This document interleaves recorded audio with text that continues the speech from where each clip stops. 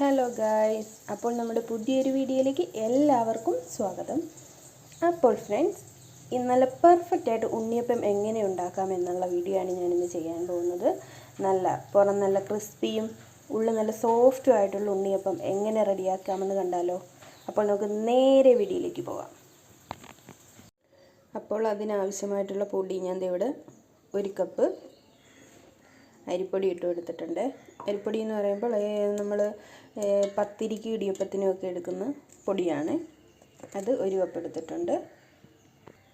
ഇനി അതിലേക്ക് പഴമാണ് ആവശ്യമായിട്ടുള്ളത്. ഞാൻ ഞാലിപ്പൂവൻ പഴമാണ്, അത് 7 എണ്ണം എടുത്തിട്ടുണ്ട്. ഇതൊന്ന് നമുക്ക് തൊലി കളഞ്ഞ് മിക്സിയുടെ ജാറിലിട്ട് നല്ലതുപോലെ ഒന്ന് അടിച്ച് ഈ പൊടിയിലേക്ക് നമുക്ക് ഒഴിച്ചു കൊടുക്കാം.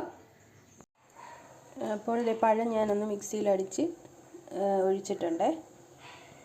അതുപോലെ ശർക്കരയും ഒന്ന് പാനിയാക്കാനായിട്ട് വെച്ചിട്ടുണ്ട്. നല്ലതുപോലെ ഒന്ന് ഉരുകി വരട്ടെ.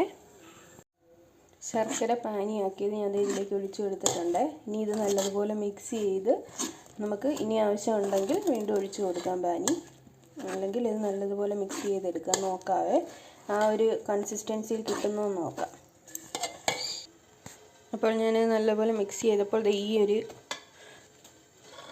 ഒരു രീതിയിലാണ് മാവ് കിട്ടിയിരിക്കുന്നത്. പക്ഷെ നമുക്ക് ഇതിൽ അല്പം കൂടെ ലൂസാണ്, അതായത് ഒരു ഇഡ്ഡലി മാവിൻ്റെ ടെക്സ്ചർ നമുക്ക് കിട്ടിയിരിക്കണം. അതിനായിട്ട് ഞാൻ വീണ്ടും ആ ശർക്കര ഉരുക്കി ആ പാനിൽ തന്നെ ഞാൻ കുറച്ച് വെള്ളവും കൂടെ വെച്ച് ഒന്ന് തിളപ്പിക്കുന്നുണ്ട്. പിന്നെ ഒരു കാര്യം ശ്രദ്ധിക്കേണ്ടത്, നമ്മൾ ശർക്കര പാനിയാക്കി കഴിഞ്ഞാൽ ചൂടോടെ തന്നെ ഇതിലേക്ക് ഒഴിക്കണം. എന്നാലേ നമ്മൾ ഉണ്ടാക്കുന്ന ഉണ്ണിയപ്പം നല്ല സോഫ്റ്റായിട്ട് നമുക്ക് കിട്ടുകയുള്ളൂ. ആ പാനി ഒഴിച്ച് കഴിഞ്ഞ് നമുക്ക് വെള്ളം ആവശ്യമുണ്ടെങ്കിലും തിളപ്പിച്ച വെള്ളം മാത്രമേ ഇതിലേക്ക് ഒഴിക്കാൻ പാടുള്ളൂ. തണുത്ത വെള്ളം ഒന്നും ഇതിലേക്ക് ഒഴിക്കരുതേ. അതൊന്ന് പ്രത്യേകം ശ്രദ്ധിക്കേണ്ടതാണ്. അപ്പം ഞാൻ ആ വെള്ളം ഒന്ന് തിളച്ചിട്ട് അതുകൂടെ ഒഴിച്ചിട്ട് കറക്റ്റ് ഈ മാവ് ഏത് കൺസിസ്റ്റൻസിയിലാണ് വേണ്ടതെന്ന് വെച്ചാൽ ഞാൻ അതുപോലെ കാണിച്ചു തരാവേ. അങ്ങനെ തിളച്ച വെള്ളവും കൂടി ഒഴിച്ചു കൊടുത്ത് നല്ലതുപോലെ മിക്സ് ചെയ്ത് മാവ് ഈ ഒരു രീതിയിൽ നമുക്ക് കറക്റ്റ് ഇഡലി മാവിൻ്റെയൊക്കെ ഒരു ടെക്സ്ചറിൽ കിട്ടിയിട്ടുണ്ട്. ഇതാണ് അതിൻ്റെ കറക്റ്റ് പരുവം, കണ്ടോ. അപ്പോൾ നമ്മുടെ മാവ് റെഡി ആയിട്ടുണ്ട്. ഇനി ഇതിലേക്ക് എന്തൊക്കെയാണ് ചേർക്കേണ്ടതെന്ന് കാണിച്ചു തരാവേ.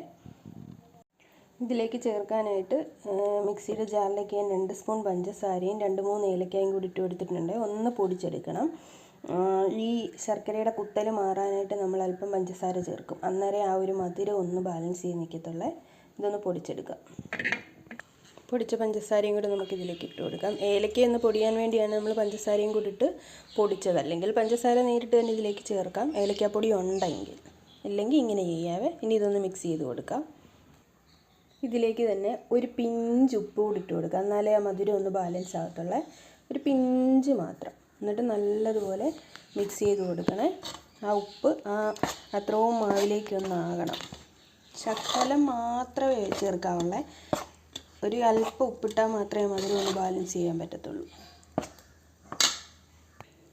ഇനി കുറച്ച് തേങ്ങാക്കൊത്തൂടെ നമുക്കൊന്ന് നെയ്ക്കകത്ത് മൂപ്പിച്ചിടണം. ഇത് ഞാനൊരു 2-3 മുറി തേങ്ങാക്കൊത്തെടുത്തിട്ട് ഇത് ഇങ്ങനെ ഒന്ന് കട്ട് ചെയ്തെടുത്തിട്ടുണ്ട്. ഇത് നമുക്ക് നെയ്ക്കകത്തൊന്ന് ഫ്രൈ ചെയ്തെടുക്കണം. അതായത് ഉണ്ണിയപ്പം നമ്മളിങ്ങനെ കഴിക്കുമ്പോഴത്തേക്കും നമുക്ക് ഇടയ്ക്ക് ഒരു തേങ്ങാക്കൊത്തൊക്കെ കടിക്കാൻ കിട്ടുമ്പോൾ നല്ല ടേസ്റ്റ് അല്ലേ. ഇഷ്ടമുള്ളവർക്ക് ചെയ്യാവേ. ഞാൻ എന്തായാലും ഇടുന്നുണ്ട്. പാൻ വെച്ച് കൊടുത്തിട്ടുണ്ട്. അതിലേക്ക് കുറച്ച് നെയ്യോട് ഒഴിച്ച് കൊടുത്തിട്ടുണ്ട്. ഇനി നമുക്ക് ഈ തേങ്ങാക്കൊത്തിട്ട് കൊടുക്കാം.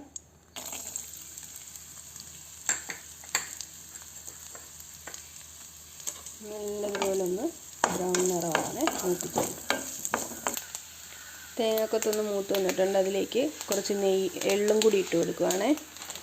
എള്ളും കൂടി ഇട്ടൊന്ന് നമുക്കൊന്ന് മിക്സ് ചെയ്ത് എടുക്കാം.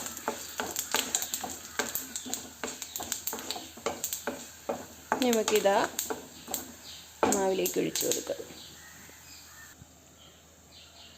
ഇപ്പം നല്ല കളർഫുള്ളായിട്ടുണ്ടല്ലേ. ഇനി ഇതെല്ലാം ഒന്ന് മിക്സ് ചെയ്ത് കൊടുക്കാവേ. മാവിൽ മൊത്തം ഒന്നാകണം. മിക്സ് ചെയ്തിട്ട് കാണാവേ. ഇതിലേക്ക് ലാസ്റ്റായിട്ട് ഒരു പിഞ്ച് ബേക്കിംഗ് സോഡയും കൂടി ഇട്ട് കൊടുക്കുന്നുണ്ട്. ഒരു പിഞ്ച് മാത്രം. എന്നിട്ട് അത് നല്ലതുപോലെ മിക്സ് ചെയ്യണേ. കട്ടയൊന്നും ഇരിക്കരുത്. നല്ലതുപോലെ മിക്സ് ചെയ്തെടുക്കണം. അങ്ങനെ നമ്മുടെ ഉണ്ണിയപ്പത്തിൻ്റെ കണ്ടല്ലോ ബാറ്റർ ഇവിടെ റെഡി ആയിട്ടുണ്ട്. ഈ ഒരു ഇതിലാണ് റെഡിയാക്കി വെച്ചിരിക്കുന്നത്. ഇനി നമുക്ക് ഉണ്ണിയപ്പം ചട്ടി വെച്ച് കൊടുക്കാം. ഞാൻ മറ്റേ തവിയൊന്ന് മാറ്റി ഈ ഒരളവിലുള്ള സ്പൂൺ എടുത്തിട്ടുണ്ട്. ഇത് വെച്ച് നമുക്കിങ്ങനെ കോരി ഒഴിച്ച് കൊടുക്കാൻ വേണ്ടി. ഞാൻ ഈ ചട്ടി വെച്ച് കൊടുത്തിട്ടുണ്ട്. ഇനി ഇത് നല്ലതുപോലെ ചൂടായിട്ട് നമുക്ക് ഇതിലേക്ക് വെളിച്ചെണ്ണ ഒഴിച്ച് കൊടുക്കാം. ചട്ടി ചൂടായപ്പോൾ ഇത് എല്ലാത്തിലും ഞാൻ എണ്ണ ഒഴിച്ച് കൊടുത്തിട്ടുണ്ട്. ഇനി ഇത് നല്ലതുപോലെ ഒന്ന് എണ്ണ തിളക്കട്ടെ. എന്നിട്ട് പിന്നെ ഒരു മീഡിയം തീയിൽ വെച്ച് നമ്മൾ ഇത് വേവിച്ചെടുക്കാവുള്ളേ. മാവ് ഒഴിച്ച് കഴിയുമ്പോൾ എണ്ണ നല്ലതുപോലെ ചൂടായിട്ടുണ്ട്. നമുക്ക് ഒഴിച്ച് കൊടുക്കാം മാവ്. ഒരുപാടങ്ങ് നിറച്ചൊഴിക്കല്ലേ, കാരണം ഇതൊന്ന് വെന്ത് വരുമ്പോൾ അങ്ങ് പൊങ്ങും.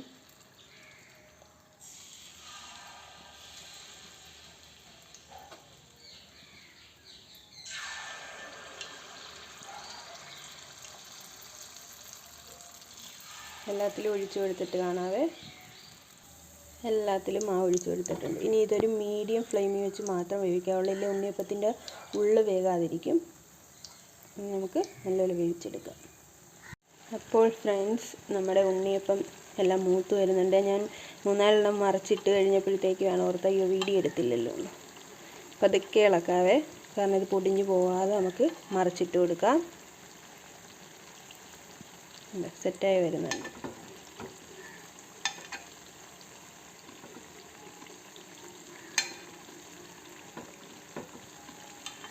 മൊത്തം ഒന്ന് മറിച്ചിട്ടിട്ട് കാണിക്കാവേ.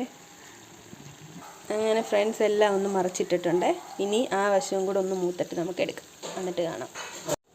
അങ്ങനെ ഫ്രണ്ട്സ്, ഉണ്ണിയപ്പം എല്ലാം നല്ല പെർഫെക്റ്റായിട്ട് തന്നെ കിട്ടിയിട്ടുണ്ട്.